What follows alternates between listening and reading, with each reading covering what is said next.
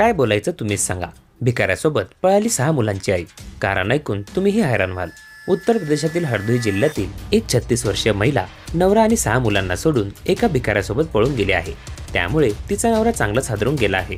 तिच्या नवऱ्याने तात्काळ पोलीस ठाण्यात भारतीय न्याय संहितेचे कलम 67 अन्वये तक्रार दाखल केली आहे। आपल्या पत्नीचं अपहरण झाल्याचा दावा त्याने या तक्रारीत केला आहे। पोलिसांनी या प्रकरणी गुन्हा दाखल केला असून या व्यक्तीच्या पत्नीचा आणि भिकाऱ्याचा शोध घेण्यास सुरुवात केली आहे। पळून गेलेल्या महिलेच्या नवऱ्याचं नाव राजू असं आहे।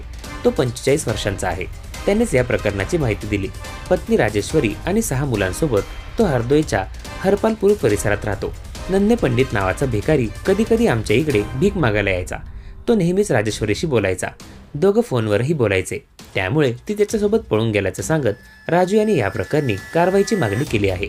3 जानेवारी रोजी दुपारी 2 वाजेच्या सुमारास माझी पत्नी राजेश्वरीने आमची मुलगी खुशबूला सांगितले की ती कपडे आणि भाजी खरेदी करण्यासाठी बाजारात जात आहे, पण त्यानंतर ती परत आलीच नाही। मी तिचा अनेक ठिकाणी शोध घेतला, तरीही ती सापडली नाही। माझ्या बायकोने म्हैस विकून आलेले पैसेही लंपास केले आहेत। एकूण 1,60,000 रुपये घेऊन ती घरातून पळाली आहे। नन्हे पंडितच तिला घेऊन पळाला असावा असा संशय राजू यांनी व्यक्त केला आहे। दरम्यान हरपालपूर पोलीस ठाण्याचे प्रभारी राजदेव मिश्रा म्हणाले की राजू नावाच्या व्यक्तीने त्याची पत्नी भिकाऱ्याने पळवून नेल्याची तक्रार केली आहे। घरातील पैसेही ती घेऊन पळाली आहे। हे प्रकरण अत्यंत गंभीर आहे। त्यामुळे आम्ही गुन्हा दाखल केला असून तपास सुरू केला आहे। दोघे पळून गेल्यापासून त्यांचे मोबाईल नंबर बंद आहेत। आमच्या लग्नाला 20 वर्ष झाले आहेत। आम्हाला 6 मुले आहेत। तरीही माझ्या बायकोला फूस लावून भिकारी घेऊन गेला आहे असं राजूने सांगितलं।